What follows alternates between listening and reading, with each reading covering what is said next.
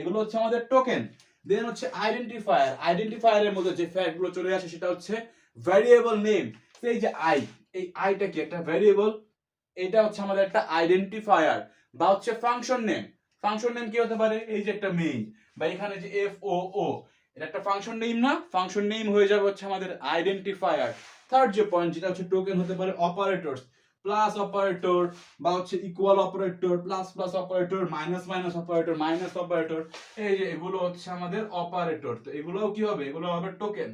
তো টোকেনের ক্ষেত্রে এখানে একটা ফ্যাক্ট আপনাদের এখানে একটা ক্লিয়ার করে দেই, যে যেমন অনেকগুলো সাপোজ আপনি প্লাস দেখলেন, 4টা প্লাস, তো এখানে কতগুলো টোকেন আছে, এখানে প্লাস আপনি একটা সিঙ্গেল হিসেবে টোকেন কাউন্ট করতে পারেন, দুইটাকেও করতে পারেন। তো এখানে এমন যদি ফ্যাক্ট হয়, আমরা নেক্সট লেকচার ভিডিওতে অবশ্যই এক্সাম্পল দেখবো বা কি টাইপের কোশ্চেন হয়, এক্ষুনি বলছি। এইখানে যে কাজটা আপনি করবেন, যে ফার্দার চেক করতে থাকবেন যতক্ষণ পর্যন্ত না আপনার চেক করা শেষ না হয়। যেমন দেখেন এখানে প্লাস, একটা প্লাসের তো আমরা প্লাস বুঝতে পারছি যোগ, বাট ডাবল প্লাসে কিন্তু ইনক্রিমেন্ট বোঝায়, ট্রিপল প্লাসে কিছু বোঝায় না, বাট ফোর্থ প্লাসে আবার কি বোঝায়, কিছুই বোঝায় না। তো দুইটা মানে কি, দুইটা মানে হচ্ছে ইনক্রিমেন্ট, পরে দুইটা মানে ইনক্রিমেন্ট, অর্থাৎ এখানে আমাদের দুইটা টোকেন আছে। এই সকল ফ্যাক্ট আমরা নেক্সট লেকচার ভিডিওতে জানবো। কোশ্চেন অন লেক্সিক্যাল অ্যানালাইসিস, তো লেক্সিক্যাল অ্যানালাইসিসের উপরে মেইনলি যে কোশ্চেন আসে, আপনাকে একটা কোড দিয়ে দিবে, কোডের মধ্যে কতগুলো টোকেন আছে কাউন্ট করতে বলবে, গুনতে বলবে। একদম ইজি, পুরা পানি ভাতের মতো পড়াশোনা, কিচ্ছু যায় আসে না, একদম ইজি, দেখলেই পারবেন। নেক্সট লেকচার ভিডিওতে আমরা সেই সকল ফ্যাক্ট দেখবো, তো কিভাবে কি করতে হয়। তো এখন যেটা জানতেছি আমরা সেটা হচ্ছে, যেটা বোঝা হয়ে গেল আমাদের যে অপারেটর কি কি, এবং এগুলো হচ্ছে আমাদের টোকেন। দেন রয়েছে সেপারেটর, সেপারেটর কি যে ব্রেসেস, এই যে ব্রেসেস, এগুলো হচ্ছে প্রত্যেকটা হচ্ছে একটা একটা করে টোকেন, বা হচ্ছে এখানে কোলন রয়েছে। দেন আর কিছু কমা রয়েছে, কমাও কিন্তু টোকেন হিসেবে কাউন্ট হবে। কোনো জায়গায় যদি আমরা কমা ইউজ করি, সেই কমাটাও আমাদের টোকেন হিসেবে কাউন্ট হবে। এই যে কমা, কমা হচ্ছে আমাদের টোকেন হিসেবে কাউন্ট হবে। তো এগুলো কি, এগুলো হচ্ছে আমাদের এক্সাম্পল অফ টোকেনস। তো নন টোকেন কি হবে, নন টোকেন যেটা হবে সেটা হচ্ছে, সাপোজ আমরা যদি এই জায়গায় একটা কমেন্ট দিয়ে দেই, say this is a comment, তো এই কমেন্টটা কি হবে, এই কমেন্টটা হয়ে যাবে হচ্ছে নন টোকেন, কারণ এই কমেন্টটা কিন্তু আমাদের সিনট্যাক্স অ্যানালাইজারের কাছে আর যাবে না, অর্থাৎ সেটা হয়ে যাবে আমাদের নন টোকেন। এবং এই নন টোকেনকে আমাদের লেক্সিক্যাল অ্যানালাইজার হচ্ছে রিমুভ করবে।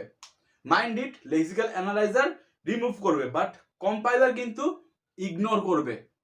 তো অনেকে হয়তো আপনাকে কনফিউজ করতে পারে যে লেক্সিক্যাল অ্যানালাইজার কি কমেন্টকে রিমুভ করে নাকি ইগনোর করে।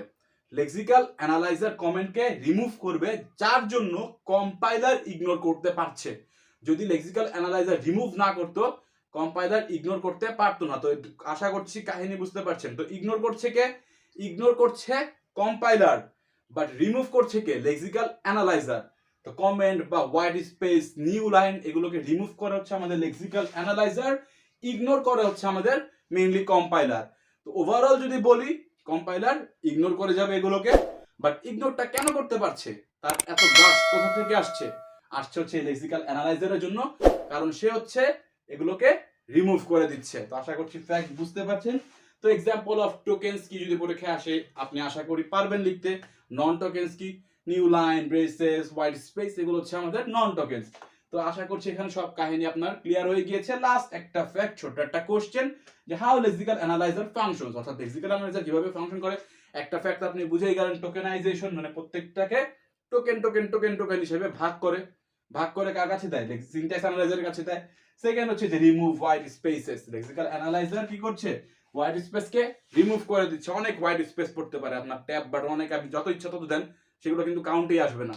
বা যত ইচ্ছা আপনি তত হচ্ছে কমেন্ট লেখেন, সেগুলো কিন্তু কাউন্টে নিবে না, সবগুলো কি করবে, রিমুভ করে দেবে। রিমুভিং এর কাজও সবকিছু কিন্তু আমাদের এই যে ফাইনাল অটোমাটা দ্বারা করা হয়, বা এনএফএ ডিএফএ দ্বারাই করা হয়। দেন হচ্ছে আরেকটা ফ্যাক্ট, যেটা হচ্ছে আইডেন্টিফাইজ ইরর্স, টোকেনাইজেশন হয়ে গেল, রিমুভ হোয়াইট স্পেস হয়ে গেল, রিমুভ কমেন্টস হয়ে গেল। আরেকটা ফ্যাক্ট যেটা হচ্ছে identifies errors with the help of automation machine.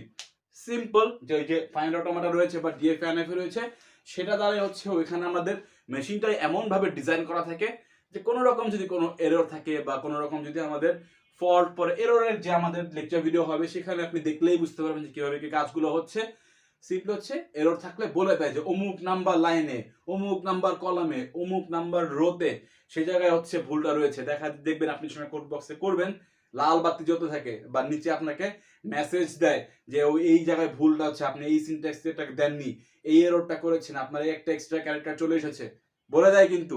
কিভাবে কাজগুলো হয় আমরা ধীরে সুস্থে নেক্সট লেকচার ভিডিওগুলোতে দেখতেই থাকবো। তো এই গেল হচ্ছে বেসিক কথাবার্তা, ইন্ট্রোডাকশন টু লেক্সিক্যাল অ্যানালাইসিস নিয়ে। আশা করছি বেসিক টপিক আপনার বোঝা হয়ে গিয়েছে।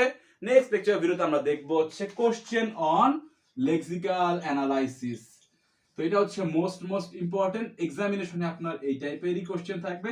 থিওরিটিক্যাল হয়তো খুবই টুকটাক কোশ্চেন আপনাকে করতে পারে, কারণ এক্সামিনেশনে থিওরি তেমন একটা আসবে না, বাট থিওরি তো আপনার জানতে হবে।